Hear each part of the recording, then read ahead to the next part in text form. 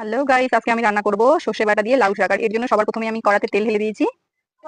এরপর আমি এতে দেবো পাঁচ ফোড়ন হালকা টেস্টের জন্য। এরপর দেবো রসুন থেতো করে রাখা। কাঁচা লঙ্কা আমি এখন দেবো না, কাঁচা লঙ্কা আমি সর্ষের সাথে বেটে রেখেছি, এটা আমি পরে দেবো। এরপর এটাকে হালকা করে ভেজে নিয়ে আমি এর সাথে কেটে রাখা আলু আর বেগুনগুলোকে দিয়ে দেবো। কেটে রাখা আলু বেগুনগুলো দেওয়ার পর একটু নেড়ে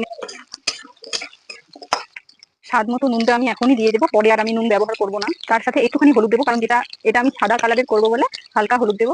আলু বেগুনটা হালকা ভাজা হয়ে গেলে আমি আলু বেগুনের সঙ্গে কেটে রাখা শাকটা দিয়ে দেবো। আর শাকটা দেওয়ার পরে একটু নাড়াচাড়া করে জল দিয়ে আমি এটা সিদ্ধ হওয়ার জন্য রেখে দেবো। আমি থালাটা খুলে একবার দেখবো জল শুকিয়ে গেছে, কারণ জলটা শুকিয়ে গেলে পুড়ে গেলে একটু কেটে লাগবে। হ্যাঁ, জল মোটামুটি শুকিয়ে গেছে। আর আমি এখন দেখবো সমস্ত সিদ্ধ হয়ে গেছে। সমস্ত সিদ্ধ হয়ে যাওয়ার পর আমি একটু নেড়ে চেড়ে তারপর আমি এখানে রসুন বাটা আর লঙ্কা বাটাটা দিয়ে দেবো। দেখতেই পাচ্ছ আমার সমস্ত সিদ্ধ হওয়ার পর আমার এই শাকটা দিয়ে এরকম হচ্ছে, আলু বেগুন শাক সব সিদ্ধ হয়ে গেছে। এখন আমি এখানে বেড়ে রাখা সর্ষে বাটা আর লঙ্কা বাটা দিয়ে হালকা জল দিয়ে ফুটিয়ে নামিয়ে দেবো। এটা কিন্তু প্রচুর টেস্ট। ফাইনাল লুক সর্ষে বাটা দিয়ে লাউ শাক আলুর তরকারি কেমন হয়েছে বলবে।